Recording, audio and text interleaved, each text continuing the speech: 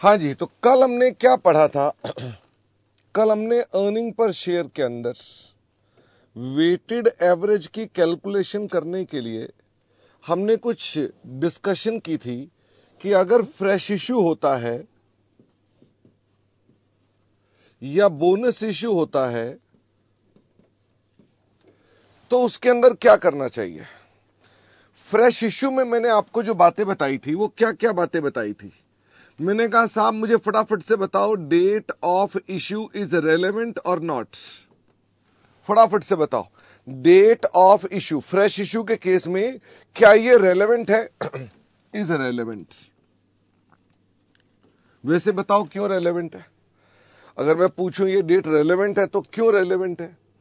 क्योंकि जब fresh issue आता है तो कंपनी में क्या आता है? पैसा आता है। तो पैसे से क्या अर्निंग का पैटर्न चेंज होता है? अर्निंग का पैटर्न चेंज होता है, तो हमें डिनोमिनेटर में भी अर्निंग का पैटर्न जैसा बनाना पड़ता है, इसलिए हमें ऐसा करना पड़ता है।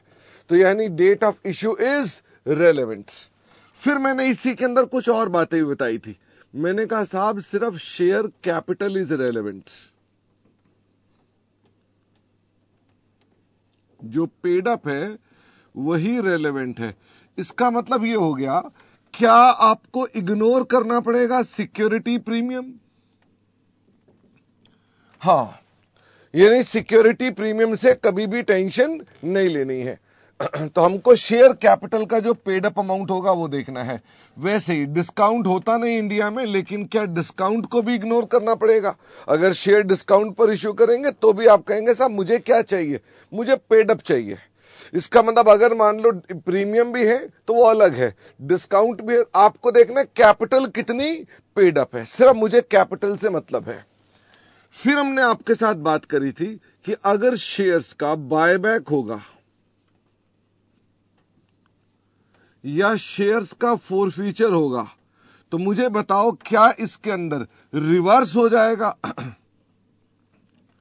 रिवर्स ऑफ फ्रेश इश्यू, यानी कि ये कैपिटल में क्या करना पड़ जाएगा, हमको माइनस करना पड़ जाएगा अगर कभी आ जाता है तो। फिर हमने आपको इसके अंदर बताया क्या हो सकता है, पार्टली पेड शेयर्स भी हो सकता है पार्टली पेड शेयर्स भी हो। पार्टली पेड शेयर्स कितने तरह के हो सकते हैं? पार्टली पेड शेयर दो तरह के हो सकते हैं, जिनके अंदर नॉट एंटाइटल्ड टू डिविडेंड। तो मुझे यह बताओ, अगर partly paid shares not entitled to dividend हैं तो do not consider them as share. फिर वो आपके शेयर्स है ही नहीं, इसका मतलब वो आपके लिए रेलेवेंट ही नहीं। अच्छा, लेकिन अगर वो फुली पेड अप हो जाएंगे तो इंक्लूड करोगे? When they become fully paid up,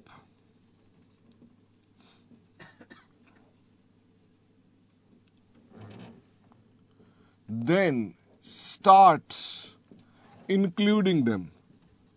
हम तब उसको इंक्लूड कर लेंगे इन वेटेड एवरेज।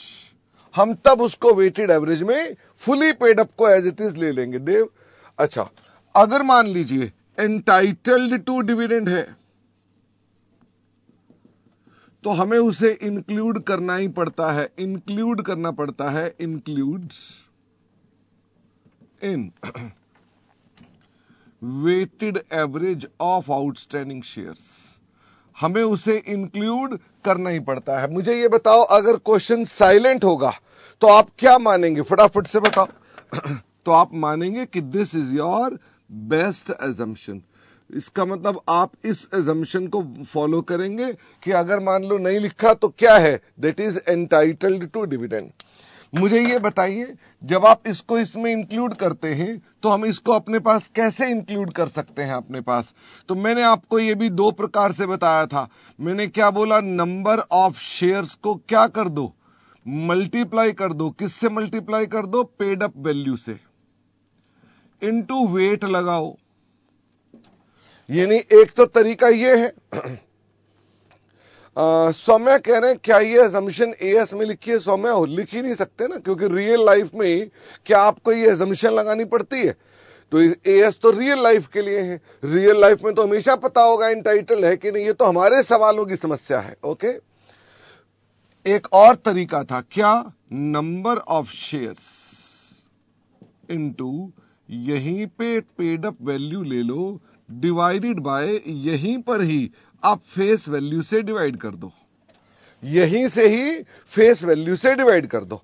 इसका मतलब 6 रुपए पेड अप है, 10 रुपए का शेयर है, तो यहीं पे 6/10 कर दो, और फिर उसके बाद आप इसको क्या कर देंगे, आप इसको मल्टीप्लाई कर देंगे वेट से। तो क्या निकला आएगा, ये निकला आएगा नंबर्स। इसमें क्या निकला आएगा, इसमें निकला आएगी शेयर कैपिटल, जिसको फिर किससे डिवाइड करना पड़ेगा, जिसको फिर लास्ट में फेस वैल्यू से डिवाइड करोगे, और फिर उसके बाद क्या मिल जाएंगे, इसमें भी नंबर्स मिल जाएंगे। तो वैसे ही इसमें जोन सा मर्जी तरीका लगाओ, दोनों में कोई प्रॉब्लम नहीं आती है। फिर हमने बात करी बोनस की। तो बोनस पर हमने क्या बोला, हमने कहा सबसे पहले date of issue is date of issue is not relevant, यानी वो डेट किसी काम की नहीं है। बताओ क्यों, because bonus share are without consideration या रिसोर्सेस, क्योंकि इसके कोई पैसे नहीं आते हैं। Bonus shares are just mathematical calculation. ये क्या रियल में होते हैं? Bonus shares are not real issue. क्या ये रियल में इशू होता है? The answer is no. इसका मतलब हमारे पास ये कारण है। अच्छा, जब ये फ्री में इशू होते हैं तो हम इससे क्या निकालते हैं अर्थात, therefore bonus does not affect. मुझे फटाफट से बताओ, बोनस किसको अफेक्ट नहीं करता है? Does not affect earnings pattern. वो अर्निंग्स के पैटर्न को अफेक्ट नहीं करता है। देयरफॉर हमें क्या करना पड़ता है? कंसीडर बोनस फॉर, कितने पीरियड के लिए कंसीडर करोगे? Full period. आप उसे किसके लिए कंसीडर करोगे? फुल पीरियड के लिए कंसीडर करोगे। अब इसमें एक और भी प्रॉब्लम आ जाती है बोनस में। वो क्या प्रॉब्लम आ जाती है कि जब आप कंपैरेटिव डेटा देते हैं, comparative data of earlier year, तो उसमें क्या होता है, एक साल में बोनस आ गया, एक में बोनस नहीं है, तो क्या वो कंपेरेबल होंगे? नहीं। तो फिर क्या कारण है? To make it comparable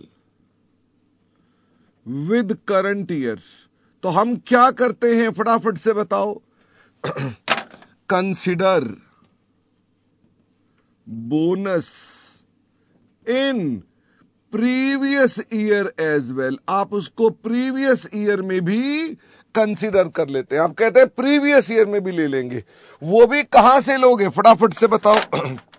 for कितने पीरियड के लिए लोगे? पिछले साल में भी लोगे तो किसके लिए लोगे? ये फुल पीरियड था, यहां भी कितने के लिए लोगे?